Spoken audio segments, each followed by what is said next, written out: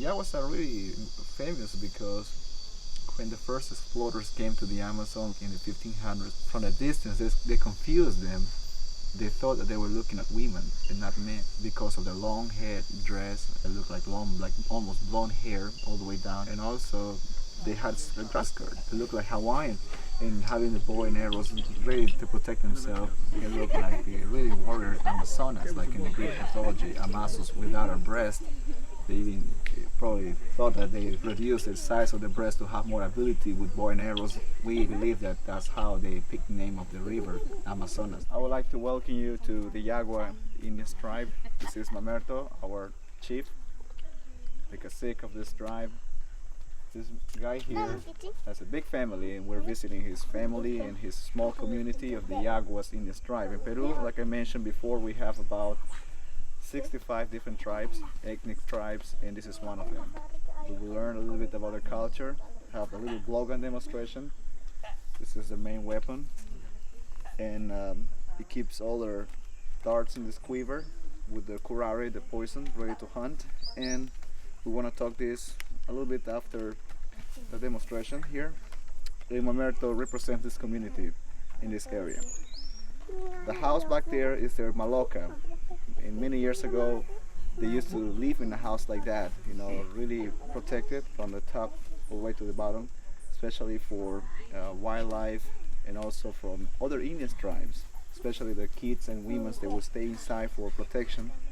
And Yagua Indian tribe, they speak their dialect. The dialect is Yagua. Okay, they speak Yagua. Every tribe is particular in their own way. They speak their own dialects, and they have their own way of hunting and even gods. They believe in a very strong, powerful spirit called Mayantu. Mayantu is their god. They worship Mayantu every year.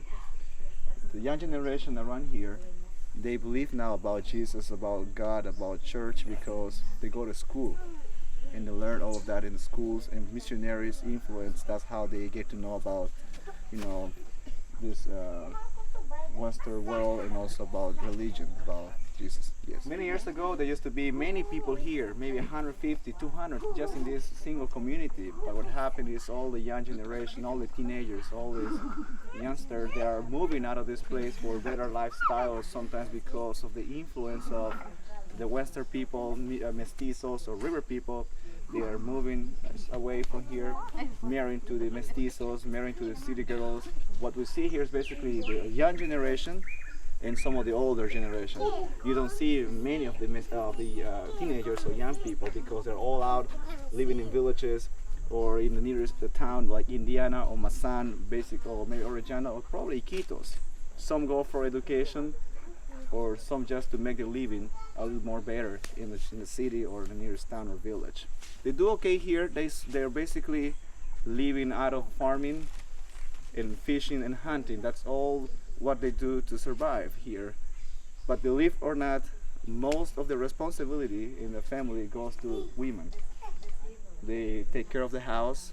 They make sure they make all the clothing for the people.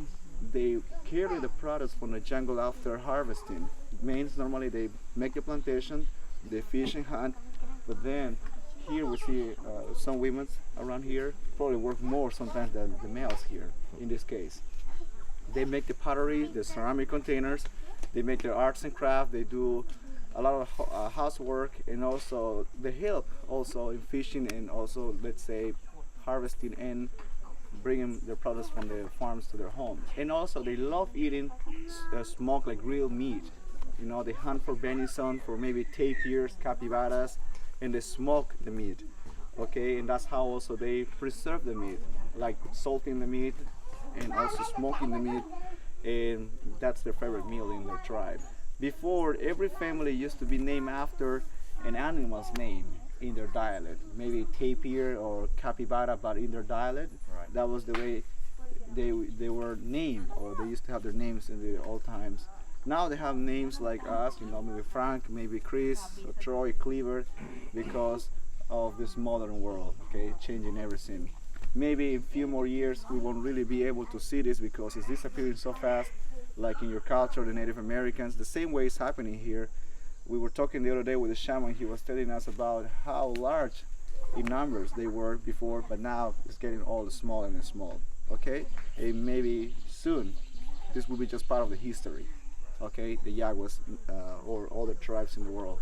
This is what makes them really famous. They're really very skillful, very accurate by using the blowguns. Blowgun is known to be their main weapon for hunting or for protection. They can easily hunt with this for jungle meat like monkeys, like birds. They can also go for rodents. And Mamerto is ready for that. We have a target back there. We have a monkey for our target. And we'll see if this works, okay? We have to put the monkey in your head though.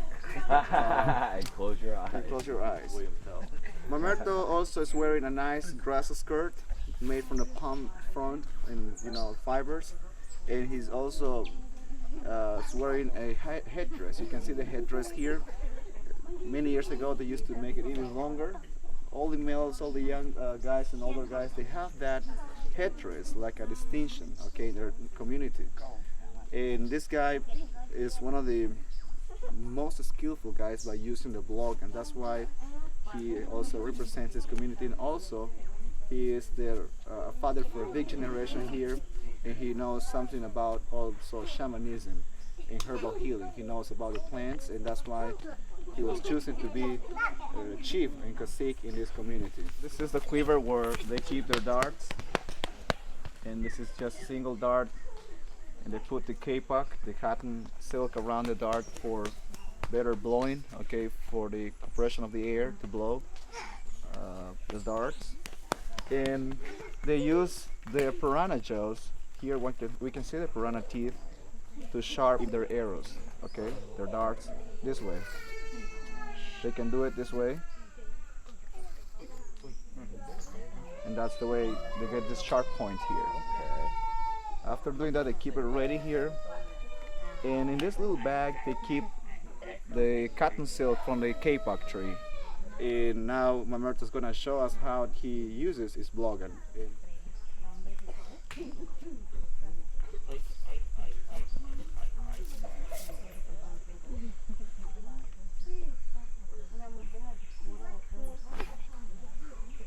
Yeah. Another one is coming in the way. There he goes. 1, 2, 3. Oh, malo! Mamerto.